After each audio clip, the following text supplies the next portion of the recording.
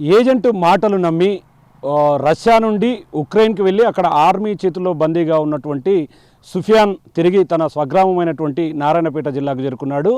ఆ రోజు ఏదైతే తనకు అక్కడ జాబ్ కల్పిస్తానని చెప్పడంతోనే అక్కడికి వెళ్ళాడు. అక్కడ ఉక్రెయిన్లో ఆర్మీ సమక్షంలో కూడా అక్కడ బాంబుల మూత మధ్య కూడా దాదాపు 8 నెలల పాటు గడిపినటువంటి సుఫియాన్ ఎట్టకేలకు నారాయణపేట జిల్లా తన సొంత గ్రామానికి చేరుకున్నాడు. ప్రస్తుతం మన దగ్గర సుఫియాన్ ఉన్నాడు. సుఫియాన్తో మాట్లాడదాం. అసలు ఏం జరిగింది, ఎట్లా జరిగింది, అక్కడ ఉన్న పరిస్థితులు ఏంటి ఆయన అడిగి తెలుసుకుందాం. సుఫియాన్, ఎట్లా ఉన్నావు? అంతా బాగానే కదా? అసలు యాక్చువల్గా నీవు రష్యా నుండి ఉక్రెయిన్కు ఎందుకు వెళ్ళాల్సి వచ్చింది? రష్యా వెళ్ళాను. ఫస్ట్ సెక్యూరిటీ జాబ్ ఉందని రష్యాకు వెళ్ళాను. అప్లై చేశాను వీసా కోసం. అప్లై చేసి టికెట్ ఇచ్చాడు. మోస్కో పోయిన తర్వాత ఆయన చక్కగా ఆర్మీ హెడ్ క్వార్టర్కి తీసుకెళ్ళాడు. అక్కడ కాంట్రాక్ట్ మొత్తం రష్యా లాంగ్వేజ్లో ఉంది. అందులో సైన్ చేయించాను. ఆయన అన్నాడు ఏజెంట్ని నమ్మి నేను వెళ్ళాను. ఏజెంట్ అన్నాడు సెక్యూరిటీ జాబ్ ఉంది, మీరు ఎక్కడ సిగ్నేచర్ చేయాలి అక్కడ సిగ్నేచర్ చేయండి, ఆర్మీది అట్లా ఏం లేదు, సెక్యూరిటీ హెల్పర్ జాబ్ ఉందని అన్నాడు. అక్కడ పోయిన తర్వాత నేను సైన్ చేసిన తర్వాత ఇంకొకటి హెడ్ క్వార్టర్లోకి తీసుకెళ్ళిన తర్వాత నాకు మొబైల్ అన్నీ వాళ్ళే తీసుకున్నారు హ్యాండ్ ఓవర్, మొత్తం నెట్వర్క్లో లేను. तो वहाँ पे जाने के बाद हम लोग को क्या किए, एक गाड़ी में लेके गए, आर्मी वाले गाड़ी में लेके जाने के बाद एक पॉलीगॉन में लेके गए. वहाँ पे पूरा आर्मी का ट्रेनिंग दिए हम लोग को, गन्स वगैरह भी गिरे और ग्रेनेड्स वगैरह भी फोड़े हम लोग. అంటే సుఫియాన్, యాక్చువల్గా దుబాయ్లో వర్క్ చేసేవాడివి నువ్వు. యాక్చువల్గా దుబాయ్లో ఏదో మంచి జీతానికి, ఒక 30,000 జీతానికి చేసేవాడివి.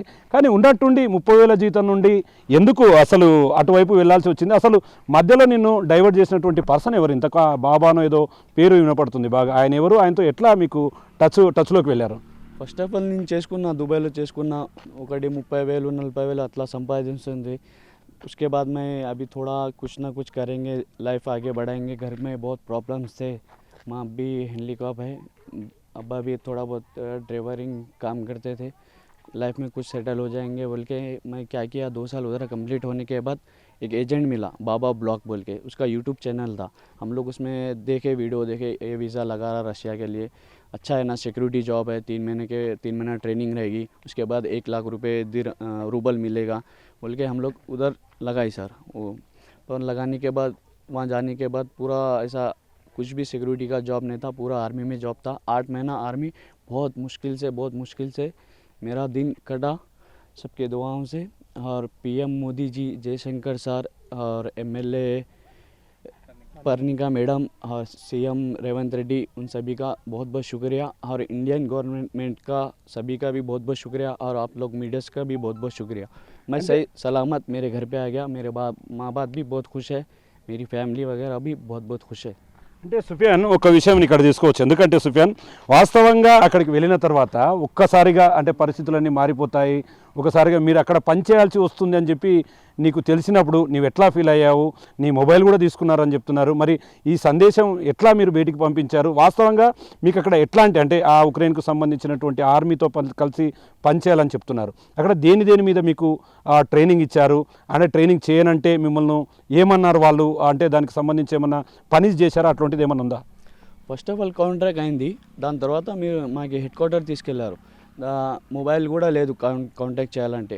बाद में मैं क्या किया, मेरे को 25 दिन के बाद मोबाइल मिला. मोबाइल मिलने के बाद मैं बोला, घर पे कॉल किया.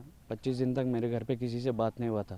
भाई को बात करके बोला ऐसा हम लोग फंसे, इधर सिक्योरिटी का जॉब नहीं है, पूरा आर्मी में है, आर्मी में फायरिंग भी करा रहे, पूरा ट्रेनिंग दे रहे, मेडिकल जैसा जंग के मैदान में हम लोग बोल के कॉल किया. बाद में एक वीडियो भी डाले हम लोग. पहला एक वीडियो वायरल हुआ. वो सब जानकारी से इंडिया गवर्नमेंट से रिक्वेस्ट किए, भाई लोग लेटर्स भी डाले. यहाँ से दिल्ली भी गए, दिल्ली एम्बेसी में भी बात किए. और फर्स्ट ऑफ ऑल हमारे असद साहब को भी बहुत बहुत शुक्रिया. दारुसलाम में हमारे फैमिली वगैरह सब जाके बात की असद साहब से, हमारे घर के परेशानी समझ के उन्होंने हमारे लिए बहुत सपोर्ट किए, बहुत आवाज़ भी उठाए. और क्या बोलते हैं उसमें पार्लियामेंट में भी बात किए, पार्लियामेंट में भी आवाज़ उठाए. असद साहब का बहुत बहुत शुक्रिया. और पीएम मोदी जी का भी बहुत बहुत शुक्रिया. అంటే ఇప్పుడు ఇంకో విషయం, అంటే ఫస్ట్ నీకు ఫోన్ దొరికిందని అన్నాను. అంటే చాలా రోజులుగా ఫోన్ నీ దగ్గరలో లేదు. అసలు ఫోన్ ఎక్కడి నుంచి సంపాదించావు? అసలు ఎవరు ఆ ఫోన్ ఇచ్చారు? నీతో పాటు ఎవరెవరు ఉన్నారు అక్కడ? फ़ोन बोले तो हम लोग का जो टीम में रहता ना, बड़ा रशियन रहता है जो ट्रेनिंग देने वाला. ఓకే. ट्रेनिंग देने वाला क्या किया मालूम, हम लोग का सब मोबाइल ले लेके उसके पास रखा था। मतलब वो बोला अभी इधर बहुत डेंजर जोन है, हम लोग नहीं दे सकते। क्यों बोले तो आप मोबाइल में बात किए तो जो ड्रोन है ना, ड्रोन लोकेशन ट्रैक करके मिसाइल वगैरह आएगी, बहुत डेंजर जोन होगा, हम लोग देंगे, बाद में देंगे बोल के बोले। 25 दिन के बाद मोबाइल मिला हम लोग को, वो भी नेटवर्क नहीं आ रहा था सर, थोड़ा बात हुई, 2 मिनट बात किया मैं घर पे बस। అంటే ఇప్పుడు సుఫియాన్ అంటే ఫస్ట్ మీకు సమాచారం తెలిసింది అంటున్నారు, మీ ఫ్యామిలీకి కూడా క్లియర్గా ఈ సమాచారం తెలిసిన తర్వాత ఇక్కడ నుంచి మీ ఫ్యామిలీ వాళ్ళు మాట్లాడినప్పుడు ఎట్లా అనిపించింది? ఇంకోటి మీతో పాటు అక్కడ మన దేశానికి సంబంధించిన వాళ్ళు ఎవరెవరు ఉన్నారు, వాళ్ళతో ఎట్లా ఫ్రెండ్షిప్ మాట్లాడేటప్పుడు వాళ్ళు ఏమనుకునే వాళ్ళు అసలు? फर्स्ट ऑफ ऑल हम लोग 6 लोग थे। 6 लोग में एक गुजरात का बंदा था, उसका फरवरी में डेथ हो गया ड्रोन अटैक से, हमारे साथ में ही। उधर भी ट्रेनिंग चल रहा था हम लोग, जैसे कि यूक्रेन में था वो नया प्लेस वो लोग कब्जा किए थे, ऐसा ही थोड़ा आगे बढ़ते उधर एक नया पॉलीगॉन बनाने के लिए उधर हम लोग को ट्रेनिंग भी दिए थे, और खड्डे वगैरह वो सब खोदने के लिए ट्रेनिंग चल रहा था।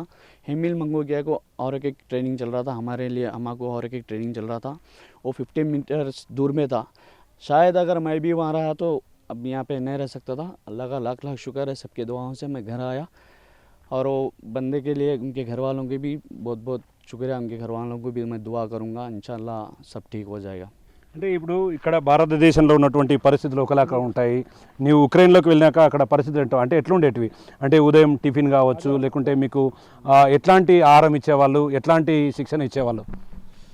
शिक्षा तो बहुत मिलती थी, पूरा पनिशमेंट बहुत मिलता था, खाना पीना कुछ नहीं, खाना भी नहीं खाने का, काम ही काम करने का। दिन में एक टाइम भी बहुत मुश्किल से मिलता था, कभी कभी हम लोग ही बना लेते थे, चावल देते थे, पर नहीं मिलता था, खाने के लिए भी कुछ अच्छे से नहीं रहता था।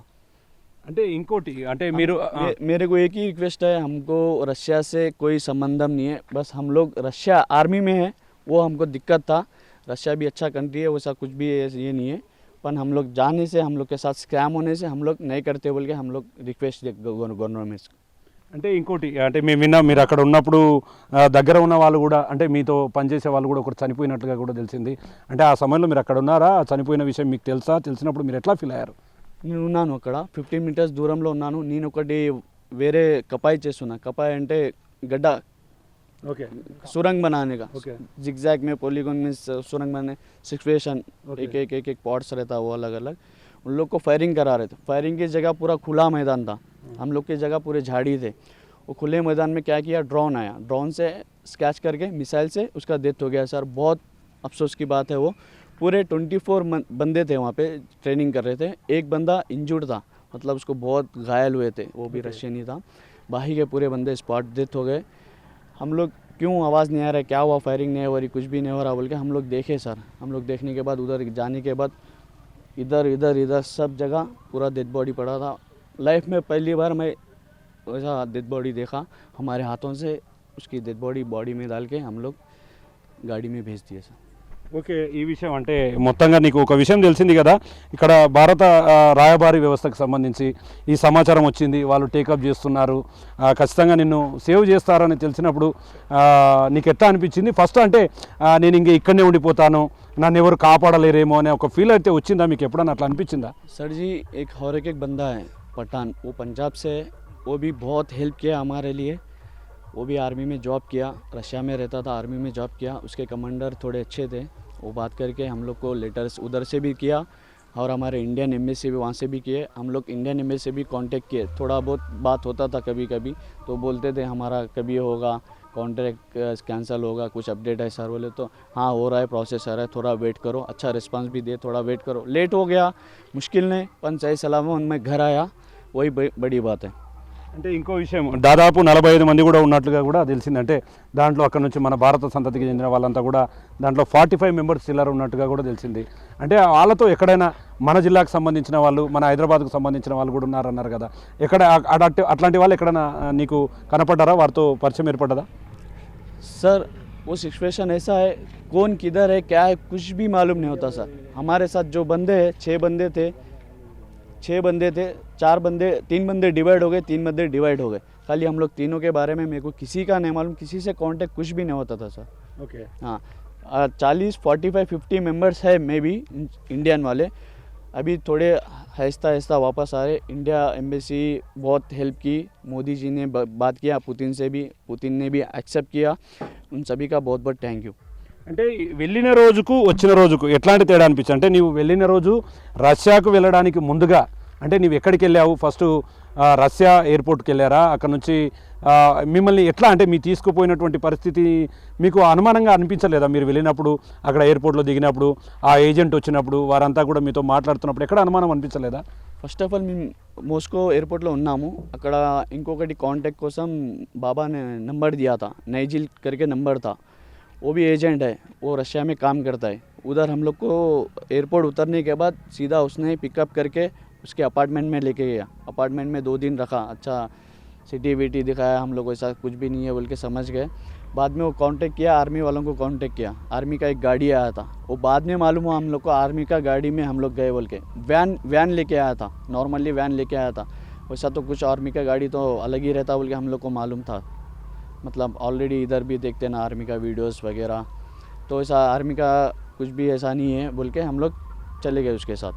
యాక్చువల్గా మనం సినిమాల్లో చూస్తుంటాం యుద్ధాలు జరిగేటప్పుడు, మనం చాలా సినిమాల్లో యుద్ధాలు వేరే దేశానికి మన దేశానికి మధ్య యుద్ధాలు జరుగుతున్నప్పుడు కానీ వేరే దేశాల్లో జరుగుతున్నప్పుడు కానీ యుద్ధాలు చూస్తుంటాం. అటువంటి యుద్ధాన్ని ప్రత్యక్షంగా చూస్తారని మీరు అనుకున్నారా? అట్లా చూసినప్పుడు ఏమనిపించింది? లేదు సార్, నేను అనుకోలే నేను ఎక్కడ వెళ్తా, నేను అక్కడ ఉంటా, కానీ बहुत मुश्किल में था, फिर भी सब्र कर ले गए, हम लोग आ गए। बहुत बड़ी बात। అంటే లాస్ట్ అండ్ ఫైనల్గా మీరు అంటే రిటర్న్ అవుతున్నాము, మేము వెళ్తున్నాము, నారాయణపేట జిల్లాకు పోతున్నాను, నా ఫ్యామిలీతోనికి పోతున్నాను అని తెలిసినప్పుడు మీకు ఎట్లా అనిపించింది? నిజంగా అంటే ఆ పరిస్థితులు అక్కడ కనిపించినాయి మీరు వస్తున్నప్పుడు? మీతో పాటు ఎంతమంది వచ్చారు? మీతో పాటు ఎంతమందిని ఎయిర్పోర్ట్కి తీసుకొచ్చారు? లాస్ట్ శంషాబాద్ ఎయిర్పోర్ట్ వరకు కూడా మీతో పాటు ఎంతమంది ఉన్నారు? ఎప్పుడు అనిపించింది నేను ఓకే ఇప్పుడు నేను సేఫ్గా వెళ్ళగలుగుతాను అనే నమ్మకం ఎప్పుడు కలిగింది నీకు? एक कमांडर आया था हम लोग के पास, हम लोग का प्रोसेस ऑलरेडी चल रहा बोल के बोले थे, तो उसने 4 तारीख को बोला आपका कॉन्ट्रैक्ट कैंसिल हो गया, वो इंडिया के गवर्नमेंट से आपका पुतिन आके बात करने के बाद कैंसिल हो गया, आप घर जाने वाले हैं बोल के बोले। तो हम लोग ऐसा ही बोल रहा उनके समझ के लाइट लेके उसी बैठे थे, काम भी करा। जब ये हम लोग काम भी कर रहे थे तभी आके बोला। फिर दूसरे दिन भी डेट नहीं बोला, ये तारीख को जाएंगे वो तारीख को जाएंगे, काम ही कर रहे हम लोग। उसने बोला तुमको कल घर जाना है बोल के बोला। बहुत बहुत खुश हो गए हम लोग। అంటే ఇప్పుడు నీవేం చెప్పాలనుకుంటున్నావు? అంటే ఆన్లైన్ మోసాలు, ఆ ఏజెంట్లను నమ్మొద్దు. యాక్చువల్గా నీవు నమ్మిపోయావు, ఒక ఏజెంట్ను నమ్మిపోయావు, నీ కుటుంబం బాగుపడుతుంది, ఏదో మంచిగా నీకు ఒక డబ్బులు వస్తాయి అని చెప్పి కూడా ఉన్న ఉద్యోగాన్ని దుబాయ్ని వదిలేసిపోయావు. నీలాంటి వాళ్ళకి నీవు చెప్పాలనుకున్నది ఏంటి అసలు? फर्स्ट ऑफ ऑल मेरे साथ जो स्कैम किया बाबा ब्लॉग, उसके ऊपर एक गवर्नमेंट से एक रिक्वेस्ट है, उसको जल्द से जल्द एक्शन लीजिए, कुछ सज़ा भी दीजिए, फांसी का सज़ा होता तो फांसी का सज़ा भी दीजिए। क्यों बोले तो एक छोटे मेरे से छोटा 21 साल का बंदा है, मेरे सामने ही उसकी डेथ हो गई। उसके घर वाले भी बहुत परेशान हैं, वो भी कुछ कमाऊंगा कुछ करूंगा इसलिए वो लगाया था जाने के लिए दूसरी कंट्री, पर वो नहीं रह सका। मैं बोलना यही चाहता हूँ कि जो भी एजेंट लोग हैं उनके ऊपर जल्द से जल्द एक्शन लीजिए। అంటే ఇంకో విషయం, ఇక్కడ ఒకవైపు కేంద్ర ప్రభుత్వం కావచ్చు, మరోవైపు రాష్ట్ర ప్రభుత్వం కూడా పెద్ద ఎత్తున నీకోసం ఒకవైపు మోడీ కావచ్చు, మరోవైపు రాష్ట్ర ప్రభుత్వం నుంచి రేవంత్ రెడ్డి కూడా దీనికి సంబంధించినటువంటి అప్డేట్ ఇస్తూ వస్తున్నాడు. ఎమ్మెల్యే గారు మీతో మాట్లాడారా? స్థానికంగా ఉన్నటువంటి చిట్టెం పర్ణికా రెడ్డి ఏమన్నారు, మాట్లాడారా? ఎట్లా ఏమంటున్నారు? चिट्टेम पर्णिका रेड्डी का मैडम का बहुत बहुत शुक्रिया, मेरे घर पे आए थे, मेरा वीडियो देखे थे, मेरे माँ बाप से भी मिले। मैडम को नहीं भूलूँगा मैं, बहुत बहुत शुक्रिया, अच्छे से बात करें। मेरे माम को भी बोले आपका बेटा कहीं भी नहीं जाएगा, मैं बात करूँगा। मैडम बोले सीएम जी से भी बात करके मैं आपके बेटे को वापस लाऊँगा। सीएम जी आप रेवंत रेड्डी, उनका भी बहुत बहुत शुक्रिया, मैडम का भी बहुत बहुत शुक्रिया। सही सलामत मैं आपके गाँव भी आ गया, मेरे घर में भी बहुत खुश है। बस చివరిగా ఒక్క ప్రశ్న, అంటే ఇప్పుడు చూస్తున్నాం మీ కంట్లలో నీళ్ళు కూడా తిరుగుతున్నాయి వాస్తవంగా, ఎందుకంటే ఎంతమంది మీరు మొత్తం కుటుంబ సభ్యులు ఎంతమంది? అంటే కుటుంబ సభ్యుల దగ్గరికి వచ్చినాక ఆ ఫీల్ అనేది వేరే ఉంటుంది. అంటే యాక్చువల్గా ఇది నీకు పునర్జన్మ లాంటిది అని కూడా చెప్పుకోవచ్చు. చాలామంది వేరే దేశాల్లో చిక్కుకుపోయి ఇప్పటికీ రానటువంటి పరిస్థితి కనిపించింది. వచ్చిన తర్వాత మీ కుటుంబ సభ్యులు ఎట్లా షేర్ చేసుకున్నారు? మీ బ్రదర్స్ కానీ, మీ అమ్మ కానీ, మీ నాన్నగారు కానీ ఎట్లా అనిపిస్తుంది ఈ ఫీల్? మళ్ళీ తిరిగి నీ ప్లేస్కి వచ్చినప్పుడు నీ ఫీల్ ఎట్లా? మీ ఫీల్ అంటే ఏం చెప్తావు నువ్వు? फर्स्ट ऑफ ऑल मैं सोचा भी नहीं था मैं लौट के जाऊंगा, क्यों बोले तो उधर बहुत डेंजर जोन में था, कभी मेरे ऊपर अटैक होगा क्या होगा बोल के नहीं मालूम था। फिर भी सबके दुआओं से, सबकी कोशिश से सब मेरे को हेल्प किए, दुआएं भी किए और बात भी किए। बहुत अच्छा लग रहा, खुश हूँ, इंशाल्लाह खुश रहूँगा। ऐसा लगता है कि मेरे को अल्लाह ताला ने नई ज़िंदगी दी। अल्लाह का बहुत बहुत शुक्र अदा करता हूँ।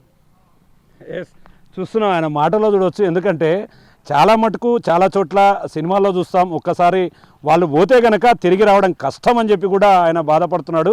మనం ఒక సినిమాను కూడా చూసాము, గోట్ లైఫ్ మూవీని చూసాము. గోట్ లైఫ్ మూవీలో కూడా తన కుటుంబం కోసం తను ఒక పెద్ద ఎత్తున ఆయన ఒక ఉద్యోగం కోసం అక్కడికి వెళ్ళి దుబాయ్లో చిక్కుకుపోతాడు హీరో.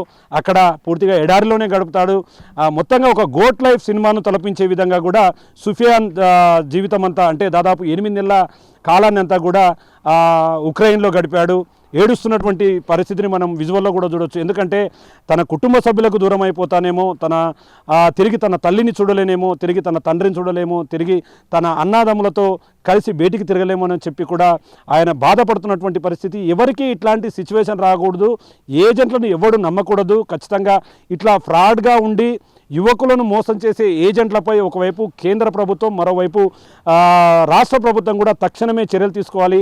తనకు ఆపత్కాలంలో అండదండగా ఉన్నటువంటి స్థానిక ఎమ్మెల్యే చిట్టెం పర్ణికారెడ్డి, మరోవైపు రాష్ట్ర ముఖ్యమంత్రి రేవంత్ రెడ్డి, మరోవైపు అసదుద్దీన్ ఓవైసీ, ఇట్లాంటి వాళ్ళంతా, మరోవైపు నరేంద్ర మోడీ, వీళ్ళంతా కలిసికట్టుగా పనిచేయడం వల్లనే, పుతిన్తో మాట్లాడడం వల్లనే పూర్తిగా తను బయటపడ్డానని చెప్తున్నాడు. వారికి సంబంధించినటువంటి వాళ్ళ బ్రదర్, పెద్ద అన్న కూడా ఉన్నాడు, వాళ్ళంతా కూడా మాట్లాడదాం. బాయ్, ఏం చెప్తారు? మీ తమ్ముడు మీ పక్కలో ఉన్నాడు, చాలా రోజులుగా మీరు ఆ బాధన అనేది కూడా చాలా ఇబ్బంది పడుతూ గడిపినటువంటి పరిస్థితి, ఏం చెప్పాలనుకుంటున్నారు? ఫస్ట్ ఆఫ్ ఆల్ వెళ్ళగానే ఇలా తప్పు ప్లేస్కి వెళ్ళినందుకు మాకు తర్వాత తెలిసింది, వాడు చెప్పిన తర్వాత. దాని తర్వాత ఫస్ట్ ఆఫ్ ఆల్ అసదుద్దీన్ సాబ్ దగ్గరికి వెళ్ళాము. ఆయన మీడియా అందరినీ పిలిచి అందరికి స్ప్రెడ్ చేశారు న్యూస్.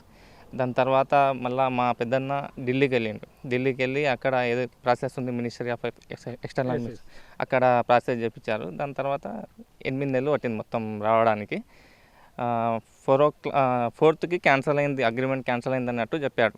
అప్పుడు చాలా సంతోషంగా అయింది. అయినా కూడా మాకు నమ్మకం లేదు వాడు వచ్చే వరకు వస్తాడు అనేది హోప్ అయితే లేకుండే.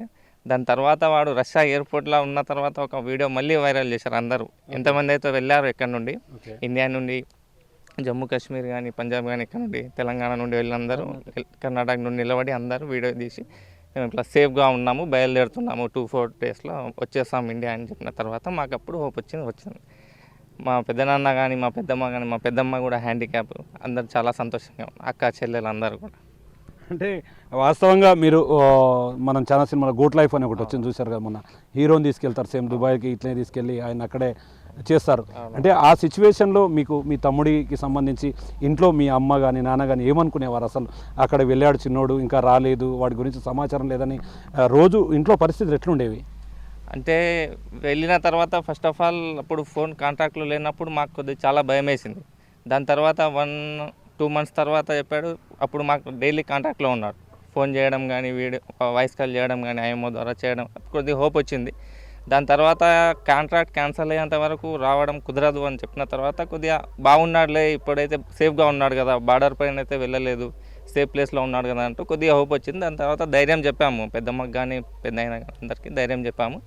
దాని తర్వాత ఎప్పుడు మీడియా ఈ సేఫ్గా వచ్చాడంటే ప్రధాన పాత్ర కూడా మీడియాదే. ఎందుకంటే 15 డేస్కి ఒకసారి, 8 డేస్కి ఒకసారి మీడియా వాళ్ళు రావడం, న్యూస్ స్ప్రెడ్ చేయడం, మళ్ళీ స్ప్రెడ్ చేయడం, దీనివల్ల కొద్దిగా తొందరగా రాగలిగాడని మా అభిప్రాయం.